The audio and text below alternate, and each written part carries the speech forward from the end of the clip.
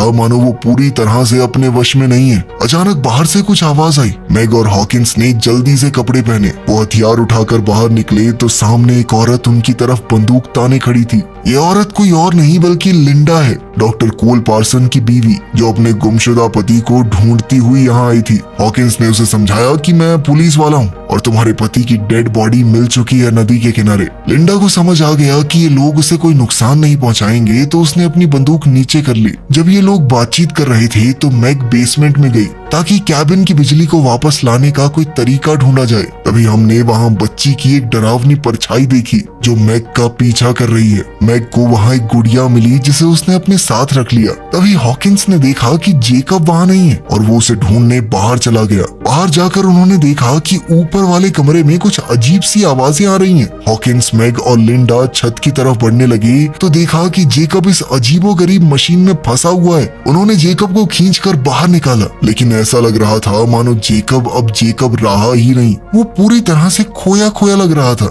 इसी घटना के दौरान लिंडा को अपनी खोई हुई बेटी की आवाज सुनाई दी, जो ऊपर वाले कमरे से अपनी माँ को आवाज लगा रही है। जेकब को मशीन से निकालने के बाद हॉकिन और बाकी लोगों ने जेकब से सवाल पूछे कि ये मशीन आखिर शुरू कैसे हुई है और वो ऊपर वाले कमरे में क्या करने गया था। जेकब बेचारा घबराया और कमजोर सा लग रहा था। वो बार बार यही बात दोहरा रहा था कि मुझे नहीं पता ये सब कैसे हुआ।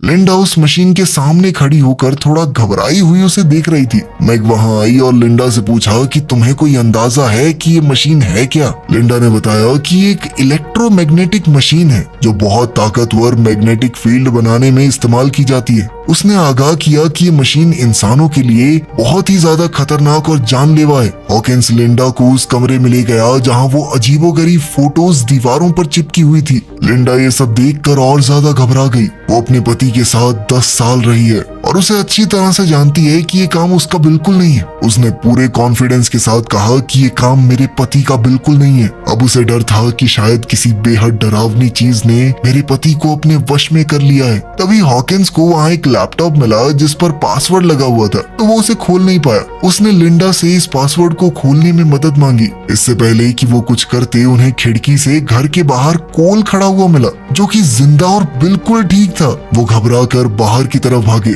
और समझ गए कि ये कोई भ्रम नहीं है, कोल सच में जिंदा है। गुस्से में लिंडा ने कोल को एक जोरदार थप्पड़ दे मारा, लेकिन कोल ने कोई उल्टा जवाब नहीं दिया। उसने कहा कि तुम्हारा गुस्सा जायज है और मारो चाहे मुझे। अंदर चलकर सब लोग आराम से बैठ गए। हॉकिंस ने कोल से पूछा कि तुम इतने वक्त से कहाँ पर थे और यहाँ क्या हुआ, ये घर ऐसी हालत में क्यों है। उसने नदी के पास बोट में मिली डेड बॉडी के बारे में भी कोल को बताया। कोल इन सब बातों को हंसकर टाल रहा था। उसने मशीन के बारे में किसी भी सवाल का सीधा जवाब नहीं दिया। पुलिस स्टेशन में कॉनी लगातार हॉकिंस से संपर्क करने की कोशिश कर रही थी। जो मक्खी उस लाश के शरीर में मिली थी वो जिंदा तो हो ही गई थी, लेकिन अब वो 2 मक्खियों में बदल चुकी है। इसकी वजह कोल की वो मशीन हो सकती है। वहीं हम देखते हैं कि जेकब की हालत अब बद से बदतर होती जा रही थी। उसके शरीर में डरावने बदलाव शुरू हो गए थे। नाखूनों के ऊपर नए नाखून उगने लगे, जल्द ही नए दांत भी, और हड्डियों के ऊपर हड्डियां उगने लगी। वो बहुत तेजी से बदल रहा था। ये सब कुछ शायद उस मशीन की रेडिएशन की वजह से हुआ है।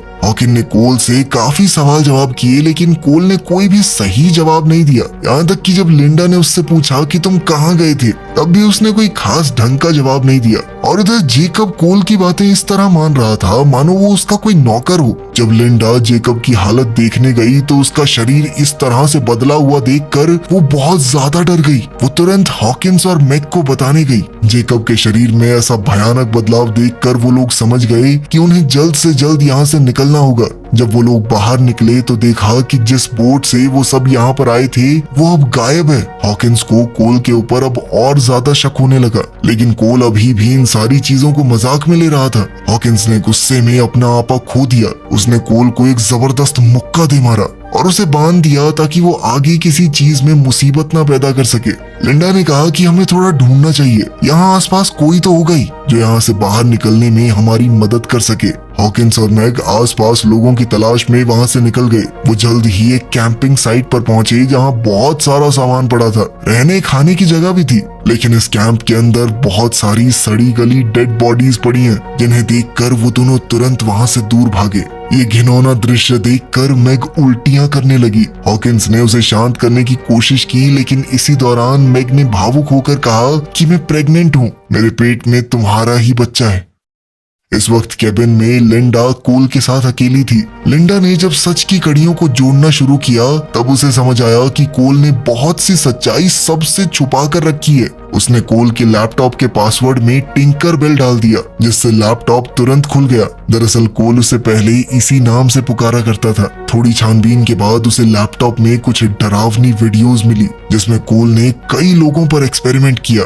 हर आदमी जो उस मशीन से गुजरा वो अपने अंदर एक बुरी शक्ति के साथ बाहर आया, जैसे कि कोई बुरी ताकत उनके ऊपर कब्जा कर लेती हो। लिंडा को ये भी पता चला कि कोल खुद भी इस मशीन से गुजर चुका है और नदी के किनारे जो लाश मिली थी वो सच में कोल की ही है। और अब जो कोल उनके सामने है वो उसका पति नहीं, एक वैश्य दरिंदा है जिसे इस मशीन ने बनाया है। इन वीडियोस में उसने ये भी देखा कि कोल ने अपनी खुद की बेटी को भी इस भद्दे एक्सपेरिमेंट में बलि चढ़ा दिया। इसी बीच कोल ने लिंडा को उस कमरे में बंद कर दिया ताकि वो उसके काम में अड़चन न डाल पाए। जब हॉकिंस और मैग वापस लौटे, उन्होंने देखा कि कोल वहां से गायब है। हॉकिंस ने मैग को बाहर ही इंतजार करने को कहा ताकि वो अंदर जाकर देखे कि कोई खतरा तो नहीं है। उसने अपनी बंदूक उठाई और अंदर गया। जेकब का शरीर अचानक अंदर से खुलने लगा और एक खतरनाक जीव उसके बचे हुए शरीर से बाहर निकल आया, जिसने तुरंत हॉकिंस पर हमला कर दिया। हॉकिंस ने अपनी पूरी ताकत से इस दानव का सामना किया। ठीक तभी मैग अंदर आ गई और इस दानव पर गोली चला के उसे मार गिराया। इस भयानक दृश्य को देखकर हॉकिंस ने फैसला किया कि उन्हें इस मशीन को खत्म करना होगा ताकि ये पागलपन खत्म किया जा सके। उसने मैग की सुरक्षा के लिए उसे बाहर भेजा और मशीन को जलाने की तैयारी करने लगा। इसके लिए उसने पेट्रोल और देसी बमों का इस्तेमाल किया। जल्द ही लिंडा उस कमरे से बाहर निकल आई, हाथ में कुल्हाड़ी लिए। वो कोल को किसी भी हालत में खत्म कर देना चाहती थी। जब वो बेसमेंट में पहुंची तो उसने देखा कि उसकी बेटी मशीन के अंदर जा रही है। भावुक होकर लिंडा भी मशीन के अंदर चली गई और इस खतरनाक ताकत का शिकार बन गई।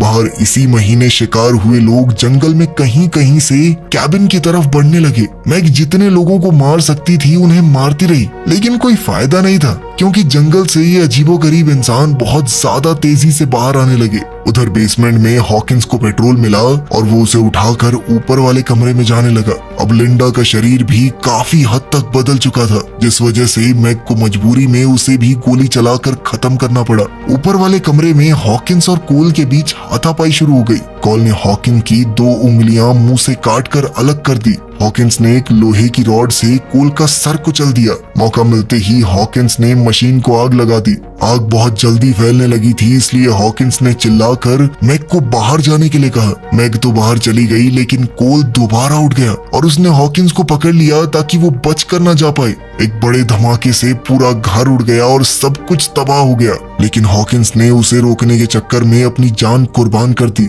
अब मैग अकेली रह गई थी और हर तरफ से अपने ऊपर हमला होता देखकर वो सुन्न पड़ गई। 8 महीने बाद हम देखते हैं कि मैग अपने घर पर एकदम सही सलामत है। कॉनी उसके पास आई ताकि हॉकिंस का कुछ सामान उसे दे सके।